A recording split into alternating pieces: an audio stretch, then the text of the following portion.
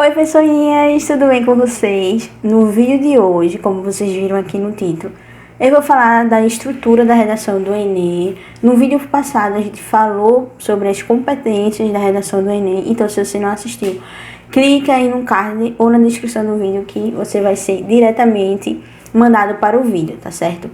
É bom você dar uma olhada nas competências, porque aí você vai ter uma ideia de como o seu corretor vai corrigir a sua redação. Então, você não pode esquecer de ver esse vídeo, tá certo? Nesse vídeo, como eu disse a vocês, eu vou falar sobre a estrutura da redação, mas esse primeiro vídeo vai ser sobre introdução, porque eu decidi falar sobre a estrutura da redação em 3 vídeos. Um seria para introdução, o outro para desenvolvimento e o outro para conclusão. Então eu quero saber um pouco de você, o que você está fazendo aqui vendo esse vídeo, se você é vestibulando, se você só está olhando mesmo para saber o que é que eu falo. E se você já fez vestibular ou não fez, eu quero saber sua experiência com o Enem, tá certo? Ou com vestibulares em faculdades. Então, se você gostou desse tema desse vídeo, já curte, compartilha com seus amigos. Se inscreva no canal se você não é inscrito, ative o sininho para vocês ficarem ligados nos próximos vídeos. Me siga no Instagram, tá passando aqui embaixo, tá certo? E bora lá pro vídeo. Antes de iniciar a sua redação, você vai precisar escolher, selecionar suas teses ou a sua tese. E para isso eu listei 4 processos que você precisa fazer antes de iniciar a sua redação. O primeiro deles é você ler com atenção o tema que foi proposto na sua redação. Então você vai ler devagar, prestando atenção nas palavras-chave, e quando você encontrar a palavra-chave que se destaca no seu tema, você marca ela, faz um círculozinho. Essa já é a segunda etapa. A terceira etapa é anotar o que vem à sua mente ao ler essas palavras-chave e colocar do ladinho da palavra-chave que você encontrou. Tá aparecendo aqui do lado minha redação do ano passado, 2019, do Enem de 2019, como foi que ela ficou ao eu ler a proposta de redação. E vocês veem que ela tá toda rabiscada, certo? E embaixo, bem embaixo dela, tá o tema da redação, né? Que é a democratização do cinema no Brasil. E não vai dar para vocês lerem, mas eu vou dizer a vocês o que eu coloquei, quais foram as palavras-chave que eu selecionei. A primeira delas foi democratização. Em democratização eu tive a ideia, eu lembrei da indústria cultural da escola de Frankfurt, então eu já anotei em cima. Depois eu saquei, lendo os textos de apoio, para que a população mais pobre não tenha acesso ao cinema. Depois de democratização, eu circulei cinema. E embaixo dela eu escrevi forma de crítica social e sétima arte. A quarta etapa, eu transformo o tema em uma pergunta.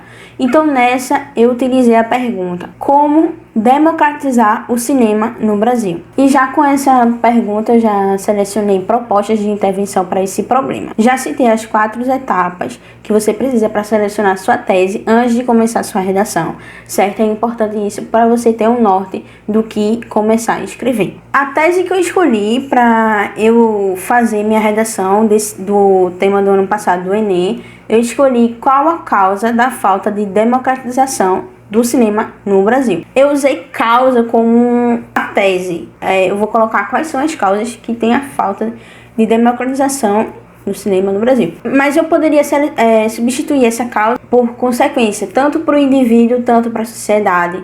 Ponto negativo dessa falta de democratização, ponto positivo dessa falta de democratização, que no caso que eu pensei foram as empresas cinematográficas, os empresários mesmo, nesse âmbito assim de empresa. E nessa causa, você poderia falar de causa econômica, causa histórica, causa social, várias causas que você pode interligar no seu texto. As 2 causas que eu escolhi foi o alto preço dos ingressos e a segunda foi a localização dos cinemas. Vale ressaltar também que o texto dissertativo argumentativo, ele necessita de impessoalidade, ou seja, vocês não podem colocar eu acho, eu penso, essas expressões parecidas, certo? Nunca usar essas expressões. Quando você começar o seu texto, você vai estar iniciando a temida, a famosa introdução. Ela tem como função introduzir, contextualizar o seu tema. E é também o momento que você vai dizer qual é a sua tese.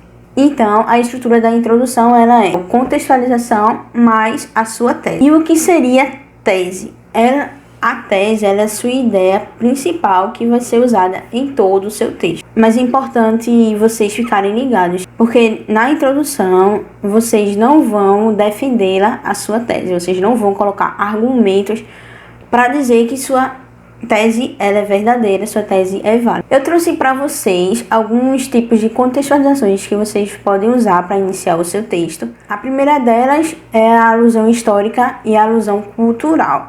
Eu trouxe dois exemplos, uma alusão histórica e outra alusão cultural, para vocês sacarem como é a estrutura desse tipo de contextualização. Eu trouxe a minha redação como exemplo, tá certo? Porque eu usava bastante a alusão histórica.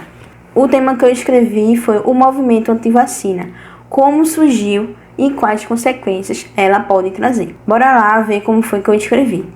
Em 1904, na cidade do Rio de Janeiro, ocorreu uma campanha obrigatória de vacinação contra a varíola, comandada pelo sanitarista Oswaldo Cruz.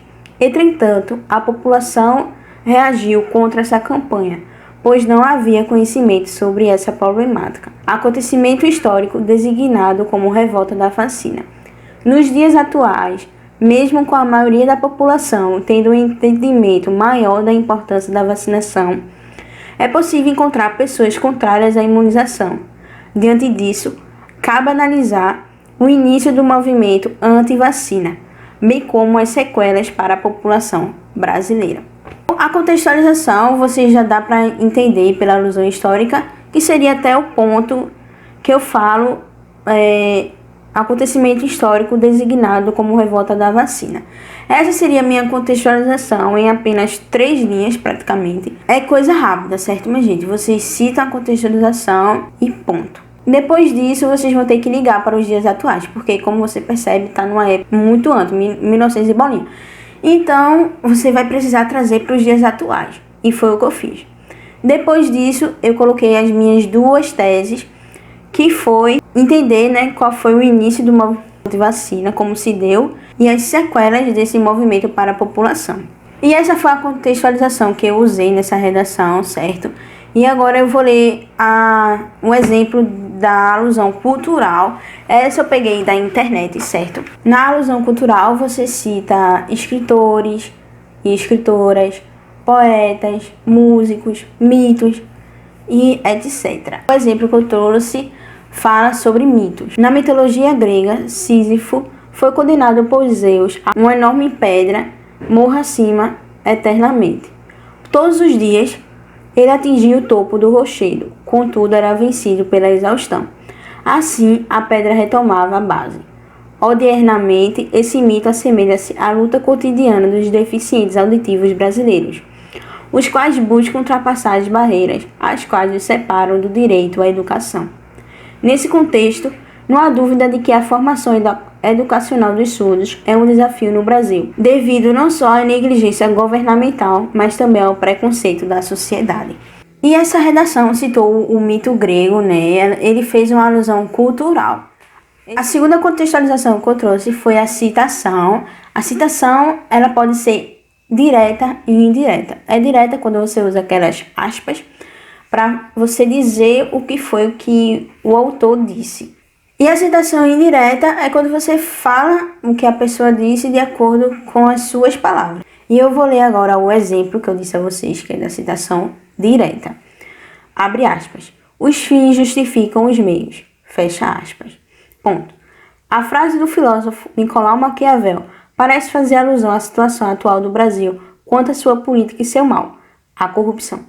Nessa perspectiva, é importante analisar a causa da situação da sociedade que está inserida nessa realidade corrompida, bem como com as consequências dos meios, sejam eles legítimos ou não, que os brasileiros usam para viver em sociedade. Aqui ele faz a contextualização com a citação, como eu disse, e a sua contextualização vai até a frase: quanto à sua política e seu mal, a corrupção, ponto. Depois disso, ele coloca a sua tese dizendo que vai analisar a causa da situação e as consequências disso para o meio da sociedade. A citação indireta, eu vou usar uma redação que eu fiz com o tema entre a vocação e o mercado de trabalho. Quais os critérios utilizados para escolher uma profissão? De acordo com o filósofo Montaigne, A educação não pode ser otorgada para todas as pessoas, pois cada uma tem sua individualidade, ou seja, cada uma enxerga o mundo da sua forma. Então ele valorizava o aprendizado a partir da experiência dos indivíduos. Entretanto, trazendo para o âmbito da escolha profissional, a sociedade apresenta critérios que influenciam os indivíduos desta escolha. Diante disso, cabe analisar como o sistema capitalista interfere na decisão, bem como a divisão de cargos a partir dos sexos. Minha contextualização foi até ele valoriza o aprendizado a partir da experiência dos indivíduos. Ponto. Como eu citei um filósofo que ele falava sobre a educação, eu tive que colocar no âmbito profissional, porque o tema não estava falando diretamente na educação, mas sim no âmbito profissional. Então, por isso que eu usei o conectivo entretanto, trazendo para o âmbito da escolha profissional. A sociedade apresenta critérios que influenciam os indivíduos nesta escolha. Depois dessa frase, eu botei a minha tese, que seria que o sistema capitalista interfere na decisão e que a divisão de cargos é a partir dos sexos. Essas foram as minhas duas teses. Vocês percebem que sempre tem duas teses, porque a primeira ideia vai ser usada no D1 e a segunda ideia vai ser usada no D2. Outra forma de contextualização é teorias sociológicas e filosóficas. Eu trouxe o exemplo da minha redação, que eu falei sobre o sociólogo M. Durkheim, para o tema Prevenção ao suicídio na juventude, uma intervenção extremamente necessária. Eu comecei assim. Conforme as teorias do sociólogo M. Durkheim, o suicídio é a análise de todo o processo social, dos fatores sociais que não agem somente pelos indivíduos isolados, mas sobre o conjunto da sociedade. Logo, quanto menor o índice de solidariedade em determinado grupo social, maiores são as taxas de suicídio. Desta maneira, convém analisar alguns fatores que geram esse impasse, tais como o bullying, a depressão e a falta de diálogo com os pais. Eu fiz a contextualização com uma teoria sociológica. Nessa redação, com esse tipo de contextualização, eu não precisei botar nos dias atualmente, porque eu já deixei bem geral, eu não especifiquei nada e não precisei. E depois da frase, maiores são as taxas de suicídio, ponto, eu já coloquei minha tese. Desta maneira, convém analisar alguns fatores. Esses fatores poderiam ter colocado causas que geram esse impasse, que é o bullying, a depressão, a falta de diálogo. A quarta contextualização que eu trouxe para vocês foi a definição. Eu trouxe também uma redação minha que eu fiz usando essa contextualização e eu vou ler para vocês. Eu falei sobre o tema o analfabetismo funcional e a escola no Brasil. Qual o papel dos livros, da leitura e do conhecimento na construção do indivíduo em formação? Eu iniciei minha redação desse jeito. O analfabetismo funcional é a incapacidade que uma pessoa demonstra ao não compreender textos simples. Tais pessoas, mesmo capacitadas a decodificar minimamente as letras, geralmente frases, textos curtos e os números, não desenvolvem habilidade de interpretação e de fazer operações matemáticas simples. Com efeito, a grande parcela da população brasileira com esse problema comprova as falhas existentes no sistema educacional. Diante disso, cabe analisar a importância do hábito de leitura nas instituições de ensino, bem como a participação da família durante esse processo. Bom, a minha contextualização foi toda baseada em definição, certo? É até um jeito legal de você fazer suas redações. A última contextualização que eu trouxe para vocês é a de flashes, que é basicamente você pegar palavras-chave que tem a ver com o tema. O exemplo que eu trouxe também é de uma redação minha com o tema A Família Contemporânea e as suas múltiplas representações na sociedade brasileira. Eu iniciei minha redação assim. 2 mães, 2 pais, meu irmão, enteados, filhos legítimos e adotivos. Esses são só alguns dos possíveis arranjos que podem configurar a família contemporânea. Com isso, os tempos de só papai, mamãe e titia parecem ter ficado na letra dos titãs, visto que o termo família está tendo uma nova configuração, comparada aos tempos mais antigos. Diante disso, cabe analisar a consequência do conservadorismo ainda latente na sociedade civil brasileira, bem como as novas estruturas familiares. Nessa contextualização, eu usei palavras-chave, que foi em relação à família. Eu usei 2 mães, 2 pais, meu irmão, enteado, tio, enfim. O importante é vocês entenderem que eu usei palavras-chave para relacionar o tema, que é família. As contextualizações que a maioria da minha redação tem é de alusão histórica e de flashes. Vocês também podem ver outros lugares que citam dados estatísticos para a contextualização.